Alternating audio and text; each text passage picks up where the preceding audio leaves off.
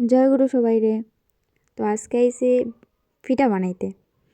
পিঠা বলতে বিরন চাউল দিয়া, বিরন চাউলের গুঁড়া দিয়া পাটিসাপটা আর কি। এটার নাম কি তা হইতে পারতাম না, কিন্তু বানাইতে এই গেছি।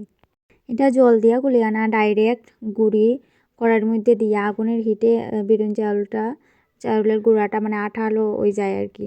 তো মোটামুটি হিট হয়ে গেলে নারকেল টারকেল দিয়া জয়েন্ট লাগিয়ে গেলে আর কি, নারকেল দিয়া পাটিসাপটার মতো বইলা বইলা এটারে তুলি লওয়া। এরকম ওই পিঠাটা বানানি আর কি। তো গতবার চেষ্টা করছিলাম বানানির, কিন্তু বানাইনি, হইছে না কারণ গুঁড়ি করার সময় এটা মানে বাতাস লাগিয়েছে আর কি।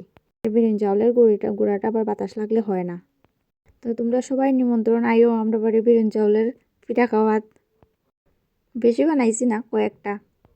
তোমরা আইলে আবার বানাইম। তো আজকাল লেগে এতটুকুই। সবাই আবারও জয় গুরু।